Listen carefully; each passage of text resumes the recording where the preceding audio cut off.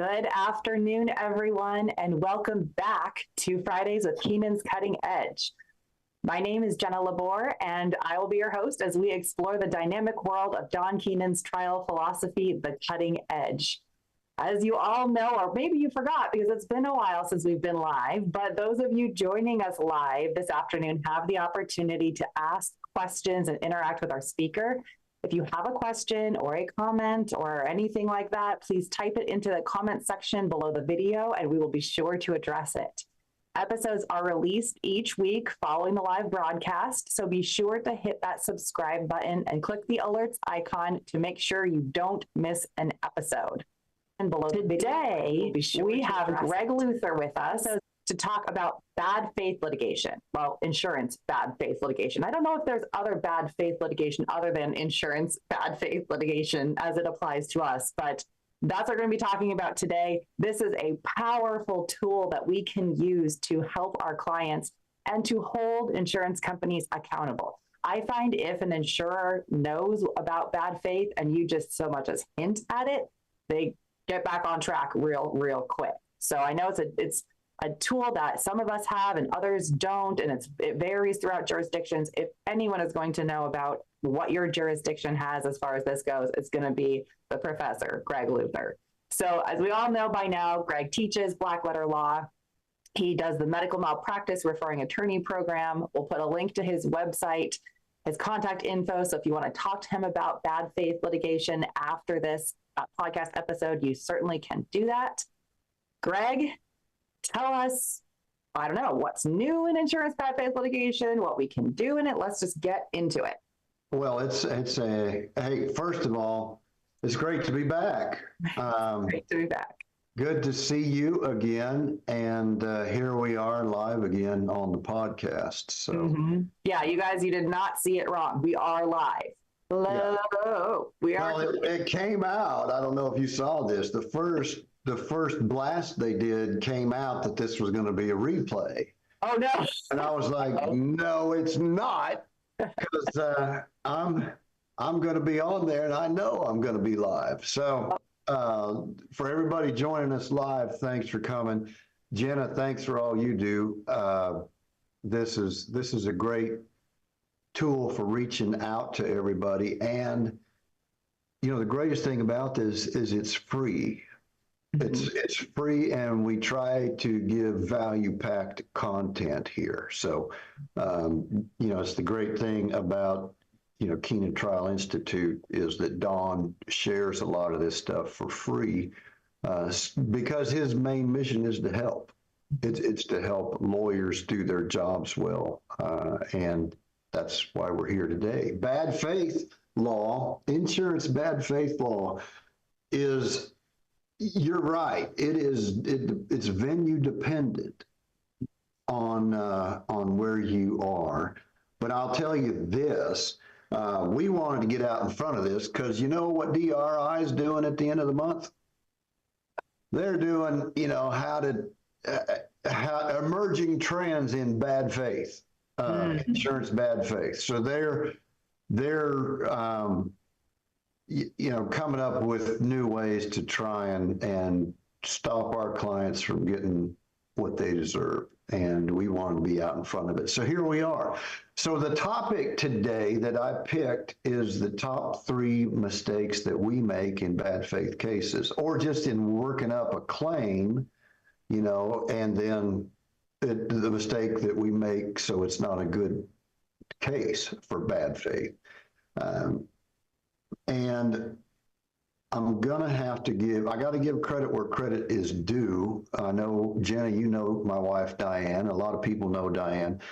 Diane recently retired from the insurance industry, but she, in addition to, you know, working and teaching in that industry and adjusting claims, she, for more than 2 decades, worked as an expert witness in bad faith claims handling. So insurance claims handling. So I see not only, you know, from the cases I've handled and consulted on, but from cases she has been on, where, you know, it's we talk constantly about cases. In fact, we met. She was an insurance adjuster for Physicians Liability Insurance Company. Oh, interesting. Gosh, you have like an insider's track. So we, we've shared everything as far as, our professional lives, our whole careers, and our whole marriage. So much of what I'm able to provide is not just from, the lawyer's standpoint, but from her standpoint of working as an expert witness on both the defense and the plaintiff side, and finding out the problem. So, I'm using that information, that deep well of information as well that she provides. Now, you hit the nail on the head. What's the number one mistake that we make as plaintiffs' lawyers? We don't know the law. We don't know the law. Listen, do yourselves a favor.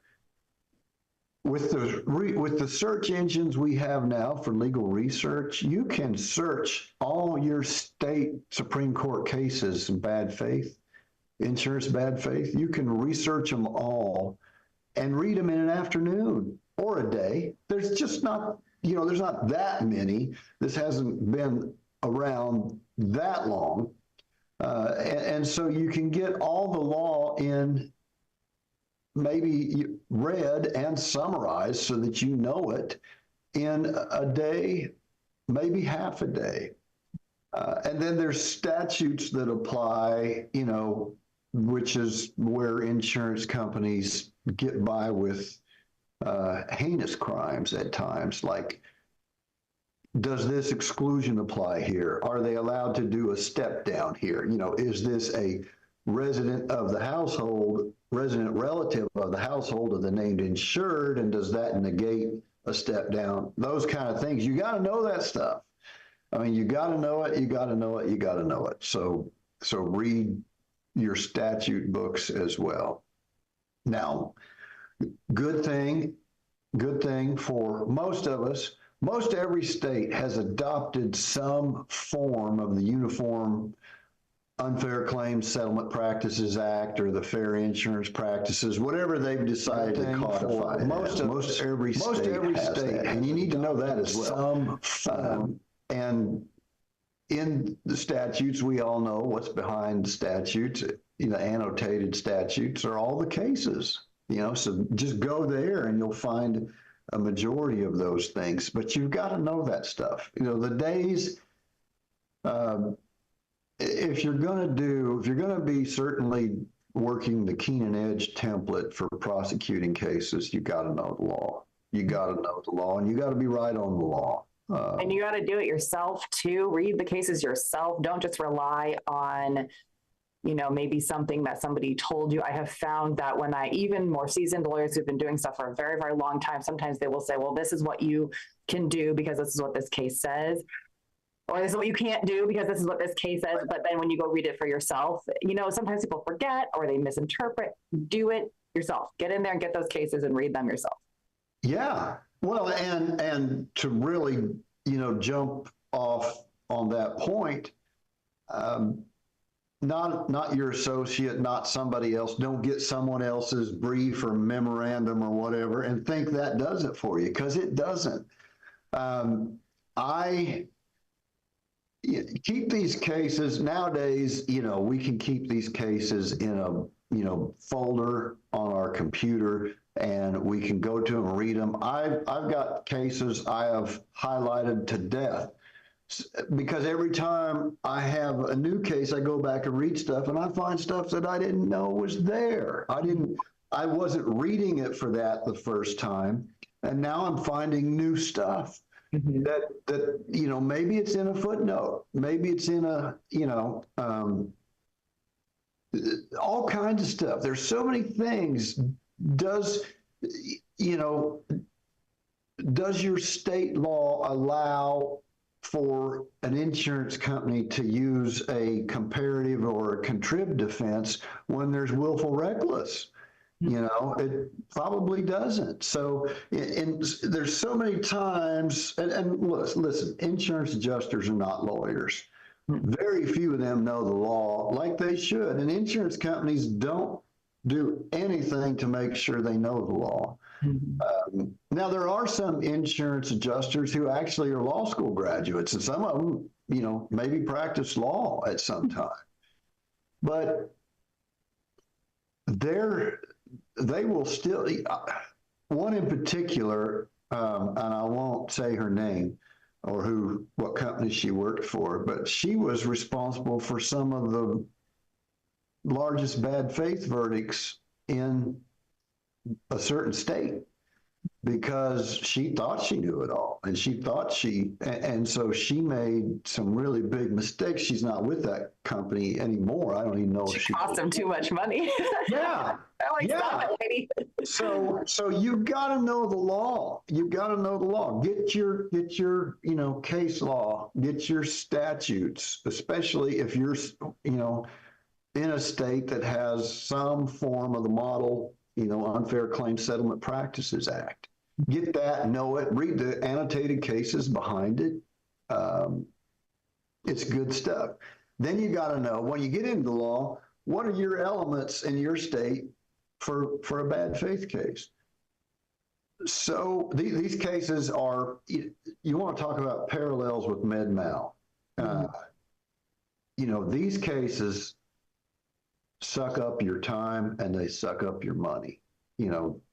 There's nothing, it's not like just working up a car wreck claim and getting that settled. It's not like that at all. And typically you have to have all your experts hired, all the work done, and have a fuse burning down on a trial date before they even want to talk settlement.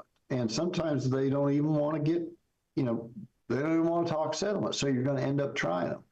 So you got to be right on everything once you step into this arena. And that's push pause for a second.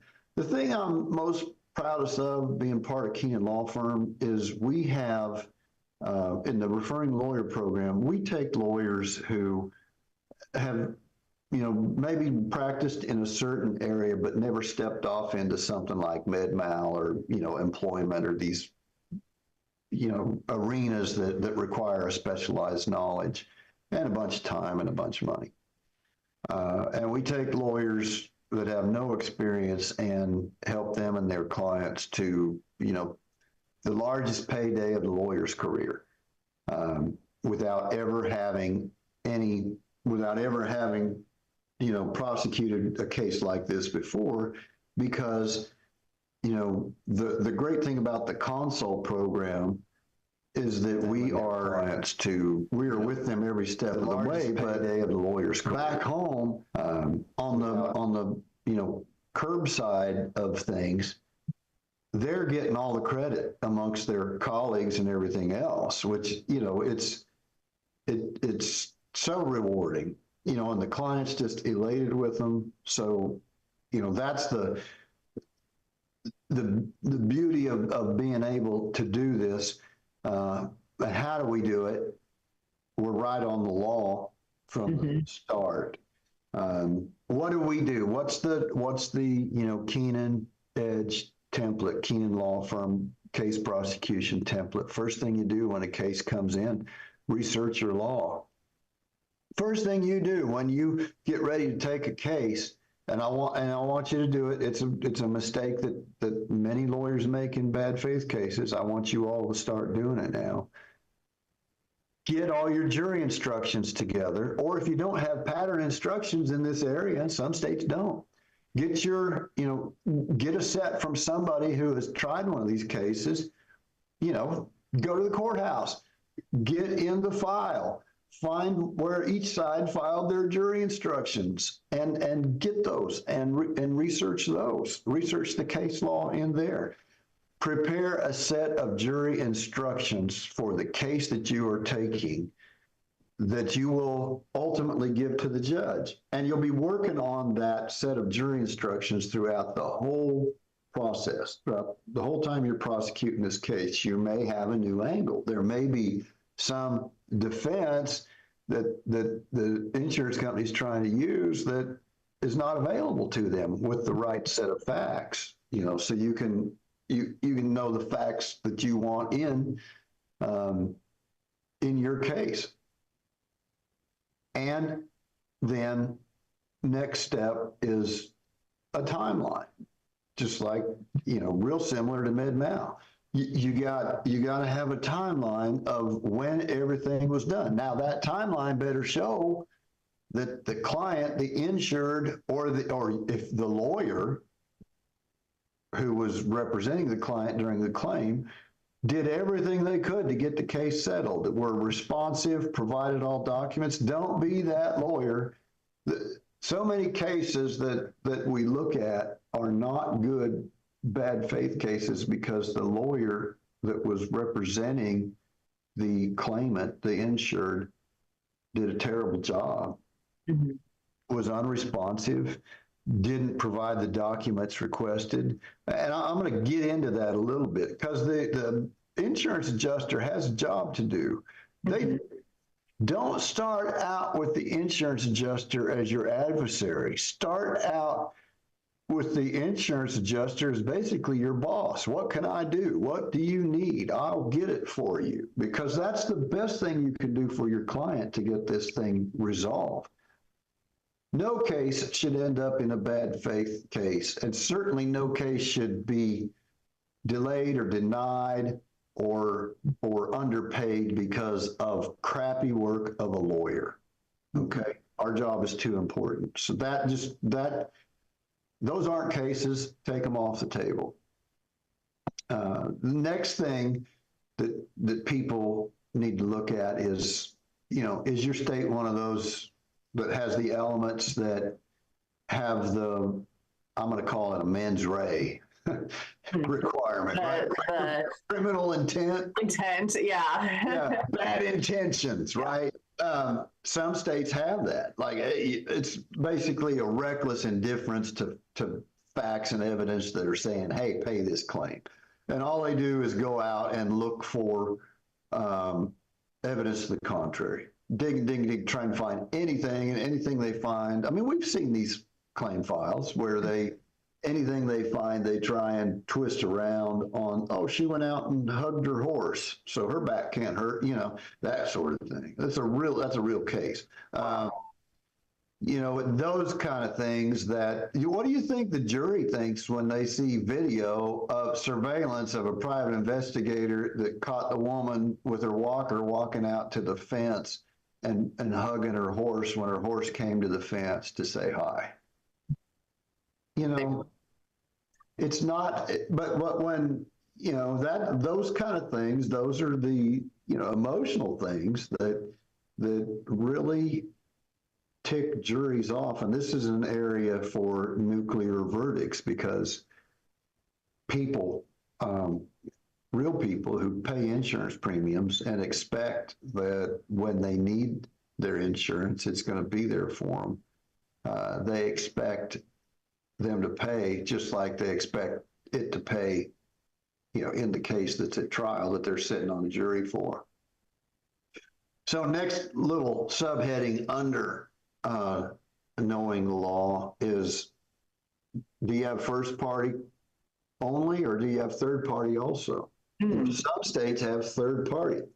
I would love that. We only have first party here. Well, my buddies in Florida, where I, am, going to be moving soon, complained like crazy when they took away third party bad faith. And I was like, well, you still have the same bad faith that almost everybody else has. So anyway, that's just a little tidbit. But the next thing is a big deal, and that's, are you bringing a breach of contract claim as well? Oh, interesting.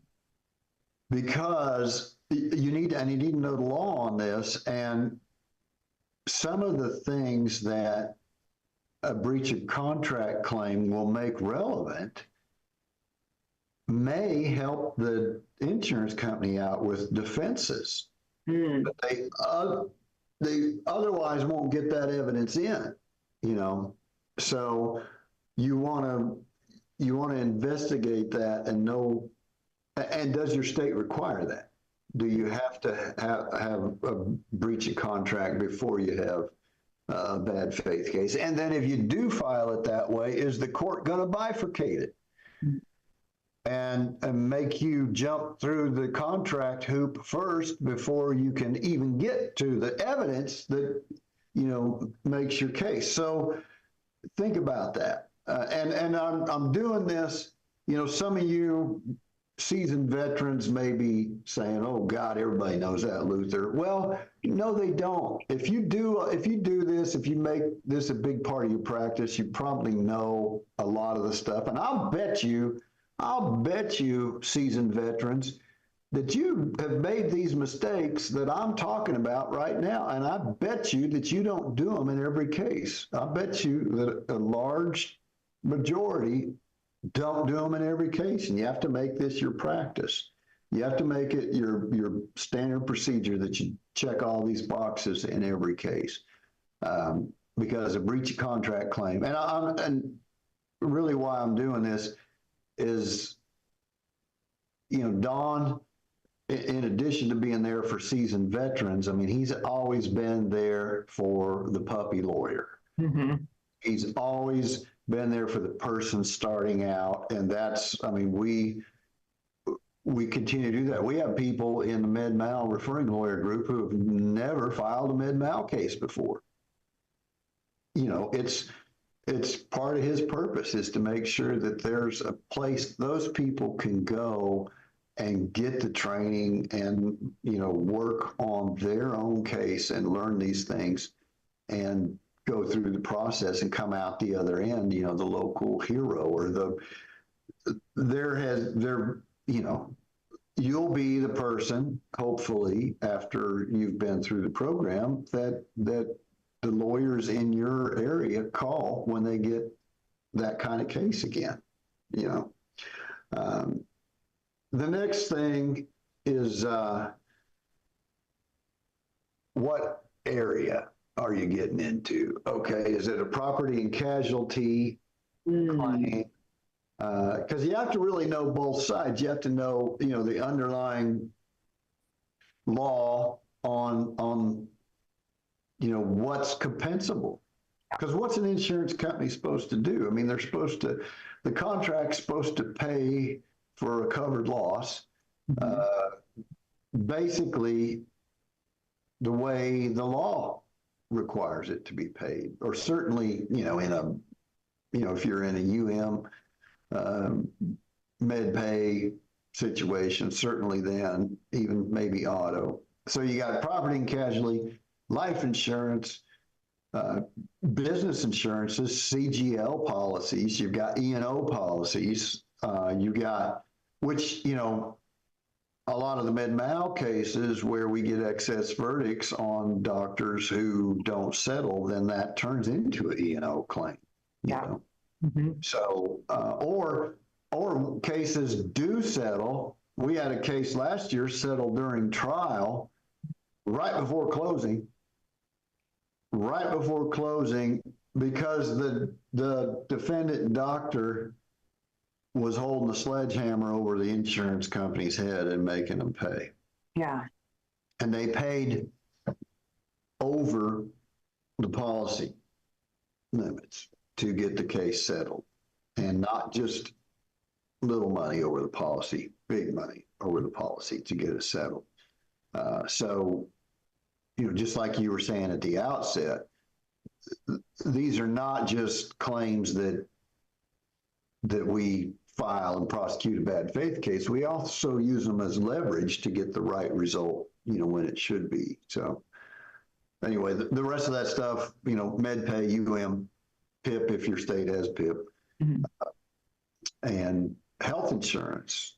Surprisingly, people don't think about health insurance contracts. And I know, okay, veterans, yeah, I don't know if anybody's watching. It could be just you and me, Jenna. Because It might just be. I don't know. But I don't get to see anything. But you know, when I watch these, it's always the replay on YouTube that I watch. It comes up in my feed, and then I watch it. So yeah.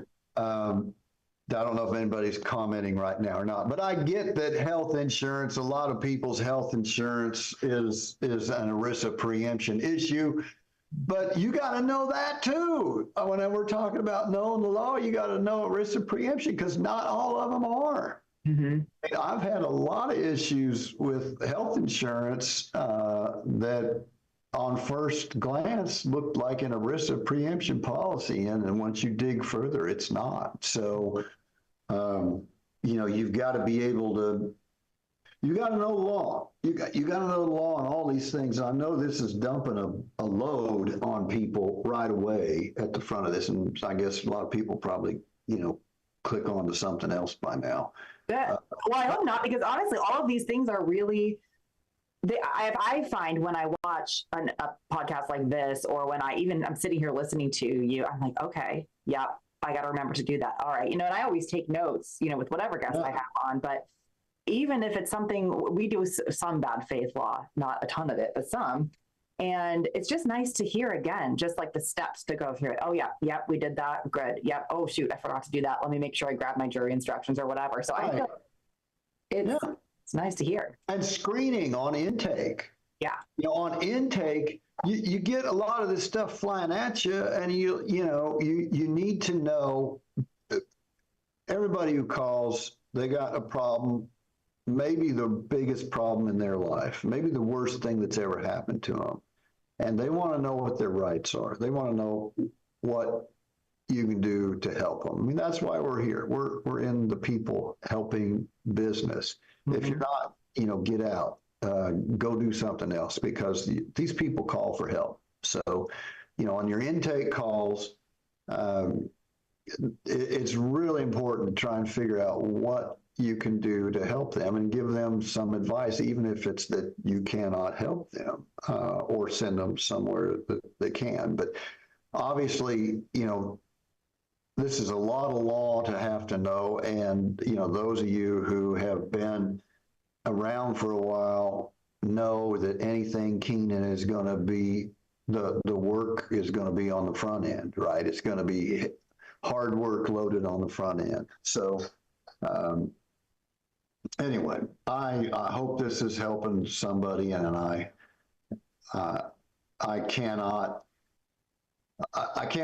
trying to stop and, you know, make the points that I know the seasoned veterans are going to be raising, but I can't hit everyone because we're already at half an hour. So, and I'm not even halfway through. So, oh my. Let me keep moving here. Reason number two, okay? Mistake number two that we make. And this is not law, okay? So all you that stuck your fingers in your ears because you're sick and tired of hearing about law, this is not law.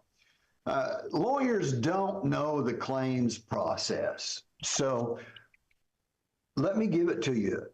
Let me give you the steps of the claims process. The first one is communication. You know, it's like we do, intake. Get to know your claimant. What are the coverages? What policies did they buy? What endorsements were on those policies? That sort of thing. And then communicate. The first thing they have to do is communicate the coverages to their insured. This is a customer of their company. These are, you know, good hands, good neighbors, whatever they claim to be, you know, or just maybe funny people now, you know, on commercials on TV. I don't understand that, but they all seem to want to be silly and have silly commercials now. Or they want to save you money. You know, but anyway, there's some of the, next to, you know, maybe the pharmaceutical industry, the insurance industry is one of the biggest advertisers out there. Definitely. And they're spending tons of money on it. Well, they're trying to reach all these people. These are customers. Think of all the policy holders that they have that are paying premium. And if you're late on a premium or need a little bit extra time, is the insurance company understanding and good neighborly and good handsy? No, they're not. Cancellation notice immediately. Yeah. I mean, that's the communication that they give you. So people are sick and tired of that,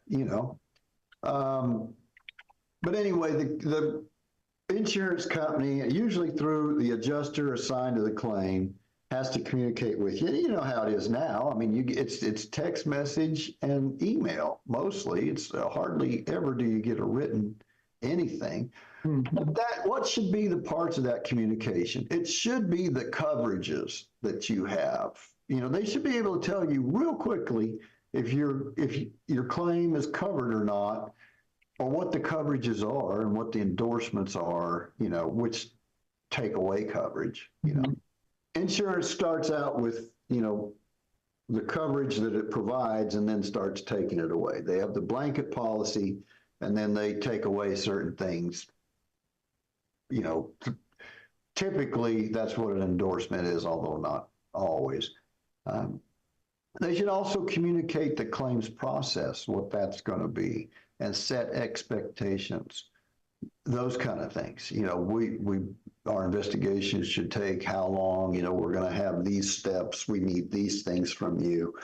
And then, the communication should continue through throughout the life of the claim. There shouldn't be long pauses. There should be constant communication both ways, two ways, Now, what the next step is the big one that all lawyers know. That's the investigation. The investigation of the claim. But that adjuster has a job. They're going to lose their job. They need their jobs. And this is, to draw an analogy to the hospital, to the med-mal arena again, just like the nurses aren't bad people, they're usually carrying people to get overworked and underpaid and understocked and understaffed and made to do things that they wouldn't do if it were their family, basically. Adjusters are much the same.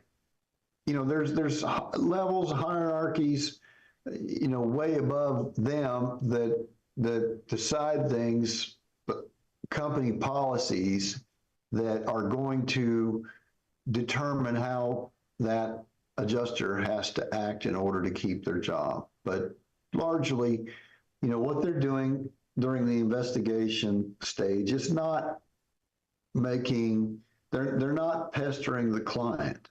They're not pestering your potential client or your client if you're handling the claim form. They're trying to gather evidence to do their job. They must verify. They must get the evidence and verify. Sometimes it's nothing. Sometimes it's just medical records. But we all know the lawyers that send in the crash report, collision report, and the medical records and bills, and expect to check the next week. We all that the adjuster can't do their job like that. They need to get statements. They need, depending on, what the company policies are, they have to follow the company policies. You be the adjuster's biggest helper. If you're the lawyer working up this case, you be the adjuster's biggest helper. And if they're stepping out of bounds, if they're trying to take a set off or a step down or something that they can't take because of a certain law that you should know, you tell them, can't do that here.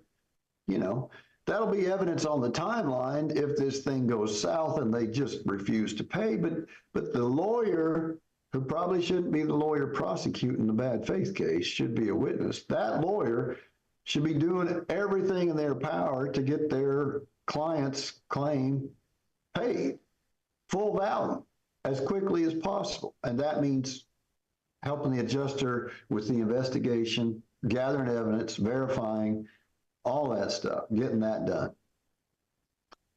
Enough said about that. Everybody knows about the investigation stage. The next stage is evaluation, which is where companies go off the track a lot of times. They look at the evidence they got, and if is their mission to underpay? Is their mission to lowball? Is their mission to do as much cost savings as they can? If so, this is, in their evaluation, that's where they get slanted. That's where they start saying, well, she walked out with her walker and hugged her horse when he came over to the fence, so she's not hurt. That's where things go wrong. So how do you be ready for that? Your pattern jury instructions in most cases or your case law will say, give you all the categories of damages that are compensable, so it's real easy for you to know that stuff. And if they're making a mistake, you provide it to them. That's not, here's what we hear all the time. Oh, the insurance company got set up by this lawyer out to set them up. No, the lawyer tried to keep the insurance, the lawyer tried to enforce their client's rights. That's all they did. They tried to enforce their client's legal rights and contractual rights. That's all you're doing. If the insurance company doesn't want to follow it, if they choose to ignore you or lowball, then that's on them. You didn't set anybody up,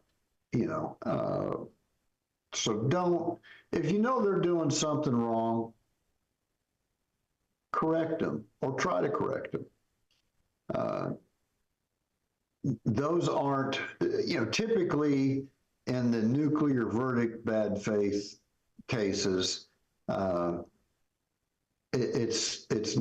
not the case, where the lawyer tried to correct him, or maybe there wasn't even a lawyer involved on the claim. So, and then the final stage is their decision making or determination. They got to decide: are we going to pay it? Are we going to, initiate settlement efforts? Or what are we going to do? How much are we going to offer? Those kind of things, and that's where they go awry also.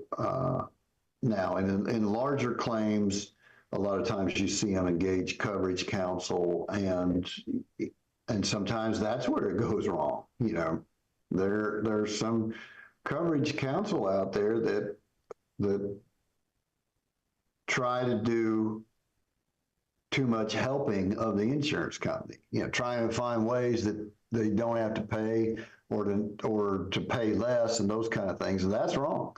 That's wrong, but that's the world we live in. I mean, we all have seen those things. So that's the claim process. You got to know that to understand what's going on. So when you're communicating with your adjuster, well, how long, is the investigation period over? What did you allow in your evaluation range for, future emotional pain and suffering? Because typically they don't. They just give some number and they don't care about the rest. So anyway. That's really fascinating about the damages portion of it. I think the times that we've had bad faith claims, it's always been just a blanket denial of coverage. And so we've just been working on that. I don't know that it's really interesting to think about a bad faith claim based on valuation of damages because it's so subjective, right? It seems like, how bad does it have to be for it to be bad faith? It's really interesting. Yeah. Well, there's a lot of cases where they've tried to pay a little or they've lowballed, and those, go read your state Supreme Court cases. And if it's not in there, get a state you borrow from, like California or somewhere, for you, find those cases that talk about that sort of thing, because underpaying a claim is bad faith as well. I mean, that's a violation of the duty to deal in good faith with your insured. We all call it bad faith, but the law actually, a lot of the courts have come around and calling them bad faith cases now. So anyway, we're in the home stretch now. The last final 20 minutes. Yeah. Good. Caught up. Oh, good. Now we're on to part 3, and a lot of people probably going to be plugging their ears again. Part 3, the number 3 mistakes we make is that we plaintiffs' lawyers, the plaintiffs' bar, are not willing to do the hard work necessary on these kinds of cases. These are labor-intensive, discovery, battle, briefing issues. But where do you start, right? You got to start out with requests for production, that type of thing. So what do you ask for? This is exactly what we do in Med-Mal. What's your first set of requests for production supposed to look like? Well, you want a certified copy of the policy with all the endorsements and all the everything. Certified copy of the entire policy that this client, the insured, had and paid for.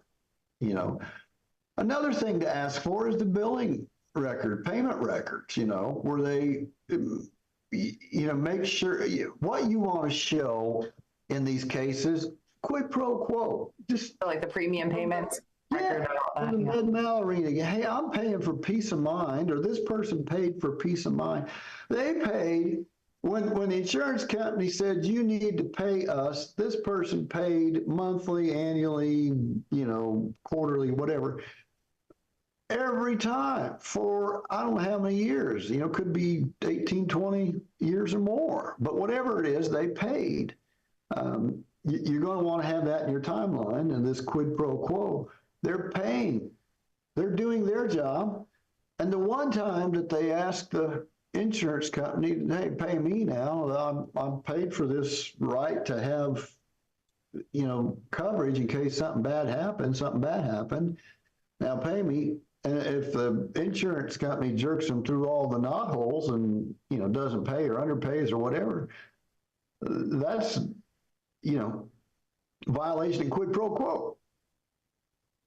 And I know that, I know that doesn't, complete your cause of action. Don't think it does. At least don't think by me saying that completes your cause of action. It doesn't, but it's a piece of evidence that you want insurance at trial through all the knot. Who was in good faith? Who wasn't in good faith? Who acted in good faith? In addition to that, you're going to want all the claims, policies, and procedures of the company, all of them. And if some apply to, different areas, like if you've got a property and casualty claim and they have a specific set for that, and they got life insurance or something else with different set of policies and procedures, fine. But, be clear that you're asking for all the policies and procedures that are applicable to this claim, that the company has, all the policies and procedures of the company. Next thing is probably included in the previous item, but the claims manual. Almost every company has a claims manual that starts out, an adjuster is just not that much different than a lawyer when we get an intake. What is this? Now we got to put the pieces together. Well, the claims manual tells them how to do that. Wouldn't it be great if we had a claims manual for law offices? Or, I actually, before I joined Keenan Law Firm, I had a policy and procedure manual for my firm that explained all those things to do, because, every time there's a turnover, you got to train somebody new, and it's nice for them to have a written set of policies and procedures. Anyway, claims manual. Claims manual is going to be the guideline for the adjuster to follow, and there are a lot of good things in there for us. There's a lot of good things that they should be doing, and if they're not, that's good evidence for us. Mhm. The next thing, obviously, you want to ask for is a complete copy of the claim file. There's going to be a ton of correspondence and everything else in there. Claims manual. Nowadays, the guidelines, those things are adjusted electronically stored. So you want something in native format or something, with an audit trail to see when they went in and made what note, so that you can see when things were updated, what it first said, what it said later, those kinds of things. A lot of times you'll see an adjuster that starts off on the right track, wanting to pay a claim, looking for the evidence, thinking this should be a compensable claim. And then what happens? The supervisor says, no, we're not paying that. Shave some money off of that. The next thing is you should probably not even do this kind of work if you're not going to request this and do the motion practice battles in order to obtain it. The personnel files of all the insurance companies, employees involved, every one of them. I can't tell you how many times I found in the personnel files the evaluation of that adjuster from the prior year saying you paid out a higher percentage on claims than anyone else in the office. So in order for you, buddy, please rein it in.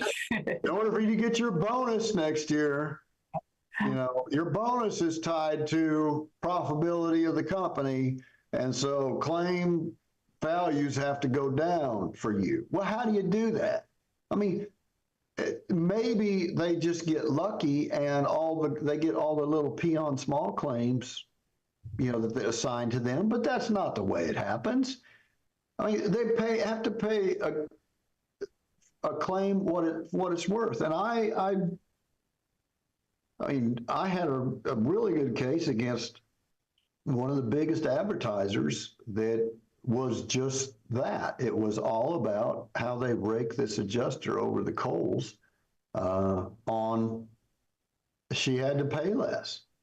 She had to find a way to pay less if she wanted a bonus. If she doesn't want a bonus, fine. You don't want a good bonus, fine. Just keep paying out more than everybody else. Well, there's no way to do. There's nothing in the claims manual or in policies and procedures that tells them how to do that. Do you think for 1 second that adjusters overpay claims? Can somebody tell me one instance where an adjuster overpaid a claim? Anybody? It doesn't happen. Yeah. It doesn't happen. You're lucky to get them to pay full value. You have to jerk teeth to get them to pay full value. But, on that point, you have to have some good evidence as to why your claim is worth more, And I'll just tell you, having worked with and know a lot of adjusters, they're not bad people. Mm-hmm. It's the system, it's the conglomerate that gets bad because they get all about profits. And that's how these bad faith cases, violation of the duty of dealing in good faith cases come about. So get the personnel files. They probably won't give them to you on first request. You're going to have to go through some meet and confers. You're going to have to, explain to them why you need these things. And of course, you're probably going to have to go to the court and, have a motion to compel to get these things. But you've got to do the work to get them. You got to do the work to get them because that is where your best evidence is going to be. Your best evidence is going to be, the policy, number one. You got to make sure there's coverage. Good Lord, don't get into a battle over whether there's coverage or not without knowing. Don't file that lawsuit. And then the claims manual, claims file, and the Holy Grail is the personnel files. Those are the things you need to be requesting. Those are the things you need to do the discovery battles for to make sure you get them. The next thing is real easy for us to go get. Pattern and practice, of the defendant, of the good neighbor, or the good hands or whatever, their pattern and practice. How many times have they been sued for this kind of stuff? You can go nationwide, really, because they're all nationwide, pretty much. They're on your side nationwide. I just sang it in my head when you said that. Oh no. Go do the recon on them and get all the dirty things that they've been busted on. And a lot of them have been hit for, huge verdicts, huge amounts of money on stuff. Go get that stuff. Those are your OSIs, okay? Those are your other similar instances that you can use, your expert can use, those kind of things. The next thing you want to have a good library on are the model or the industry guidelines or policies and procedures or textbook. There's a bunch of them. There's a bunch of them. When you see an adjuster and they send you a letter and they've got all these initials after their name, look those things up. Every one of those things that has initials on it, that's an industry organization that has their own publications about how to handle claims. Get those. You're a member of this organization, and there's some of these, there's some of them on the boards and committees that promulgate these things, and that's just drawing the same analogy to healthcare, med-mal lawsuits, just like ACOG has, all their honchos on their boards. These people that are promulgating these policy and procedures and these industry guidelines, they are figureheads at Allstate. They're figureheads at State Farm. They're figureheads at Nationwide and Progressive and Geico and all these things. That's where they come from. So the fact that they're, you open up the cover and there they are, the honcho from whatever, that really lends, some good credibility to that book of guidelines saying that's what should be done in this case, because the defendant's own honcho, cufflinks and Rolexes in the boardroom people, this is what they're saying should be done. So now, give the poor defense lawyer the hard job of saying, no, that shouldn't be done. Those are just guidelines. They should be violated at will. They're just suggestions, just ideas, if you will. And let me give you a tip on that, y'all. It's just like in med-mal. Listen, a doctor or a nurse or a hospital can violate a guideline if it means they're doing it to help the patient. If they're doing it to prevent harm to the patient or make the patient better, hey, Bubba is good with that. Why do they watch all these medical shows where the doctor violates the rules and poof, the patient's cured and the patient gets, the patient that had no hope is now going home from the hospital. Yay! We love that. We're Bubba too in that regard. But a doctor in a hospital and an insurance company cannot violate a policy or a guideline when it puts the insured or the patient or whoever in harm's way, where it hurts them. Can't do it then. So yeah, Bubba's okay with, insurance people climbing on the stand and say, we can't follow guidelines all the time. They're just guidelines. Can't follow them all the time.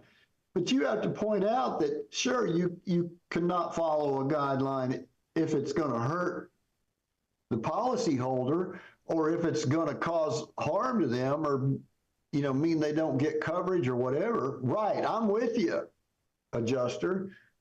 But are you telling the jury that State Farm tells you not to follow this guideline when it's going to hurt the policyholder, when it's going to hurt the company customers? Be sure to make that point. Yeah, that's a really good point, because sometimes I feel like I get stuck on that sometimes where they're like, gosh, there's so many rules, I just can't follow them all. And I'm like, yeah, you're right. You can't, you know what I mean? But that's a really good point of like, sure, we allow for that. We allow for humans to be human. We allow for doctors to use their judgment, whatever, if it's going to help. that's an ends justifies the means that we can live with if it can help. But or the policy, maybe an adjuster allows coverage when maybe the policy had lapsed 24 hours ago. Or, there might be a thing that they violate that it's helpful, but not when it hurts. That's right. And that's where, because Bubba's okay with somebody breaking the rules if it's to do something good, if it's to be a hero. Okay, you're okay there. So I'm nearing the end and I'm about out of time. So the other thing is get your experts involved early. Get your claims handling experts, whatever trades you need, your medical experts, whoever it is, get them involved early on board so that they can guide you along the way. Your claims expert's going to tell you how this claim should have been handled, going to tell you what policies you should have gotten that you didn't, those kind of things. They need to be involved early on. Don't hire them after you've taken all the depositions and the paper discovery's over and deadlines are running. Don't hire them then. Hire them early on. They can tell you the questions to be asking of the adjuster or the supervisor, et cetera, et cetera. And last thing that I want to drill into everybody's head is follow the Keenan Edge prosecution template. And that's, in the Edge books, you can go look it up. But first thing is get your jury instructions together when you take a case. Next thing, complete investigation, interview witnesses early, interview clients, record everything. Make sure you have all this stuff. Know your law. Do your research. Get everything you need, and then tempo. We have the upper hand because we have time to work on these cases before the defense lawyer even knows it's coming. We can have all the work done before we file the case, and then poof, here we are with. As soon as they answer, we've got requests for production, everything else. We want a scheduling order entered. We want to keep moving. I can tell you, I joined Keenan Law Firm before COVID hit. And then we had the COVID shutdown. And we had so many cases damaged because of the delay. Because we couldn't continue. Clients died. Clients got worse. Memories faded. All kinds of things. They got desperate and started wanting the settlement. So they, They get fatigued. They get litigation fatigue, and they just want out. They don't want this anymore. And the defense comes up with all kinds of things that defenses they've created that they've gone out and gathered evidence for. Tempo is our friend, not theirs. And we need to have tempo. We need to prosecute our clients' cases timely and keep them moving. So, okay, I'm done. 1 minute left. So awesome. That's fantastic. Good timing. Well, thank you so much. Do we have any questions? I didn't see any questions come in, folks. We have a couple more seconds if you want to throw any questions out there. I feel like that was super thorough, though. I mean, we just got so much information. I'm sure people were just spending time taking notes. I found the discovery stuff really, really helpful. Like I said, we don't really have too many of these, and it usually used it more as a threat than anything, but to know exactly what to get right out the gate. Yeah. Well, think about that. If you're going to file a bad faith claim against a case that you were involved in the workup on, number one, you need to think about how am I going to look? So you need to be, acting appropriately beforehand. Number two, think about how it's going to look when you request that claim file. Yeah. What did you say? So Don actually said this to me early on, and he said, like when you write to defense counsel or Black Hat or whatever, or you write anywhere, just write as if it's going to be in front of the court. Exhibit A, Exhibit B. Yeah, every correspondence is that way. And so it has to be tempered with, why are you doing this? You're doing this to help your client. Mm-hmm. You're doing this to try and get your client's valid claim paid as quickly as possible. And if you're writing the time-sensitive demand, write it right? Because that's exhibit one, Yep. To something, so keep those things in mind. It was good to see you again, Jenna. You too. We'll come back and do something else soon. Yeah, we will. We will. I'll be a stranger. I will. Thank you so much for being here, Greg. It's been a fantastic afternoon. And thank you to all of you who joined us live. We did have some live folks today. Thank you for being here. If you liked the episode, please click the thumbs up to feed that YouTube algorithm. Let them know that the content is interesting and helpful to you. Don't forget to subscribe and sign up for alerts so you don't miss an episode. We are going to be scheduling more live speakers here in the coming weeks and months. So keep an eye out for when we are live and you can hop on and benefit from the opportunity to interact with the speaker. If you would like to be a guest on the podcast, please reach out. If you want to hear from somebody in particular, please let us know. I am happy to set that up. So just reach out, let us know, and thank you for being here. Have a wonderful weekend, and I will see you next time.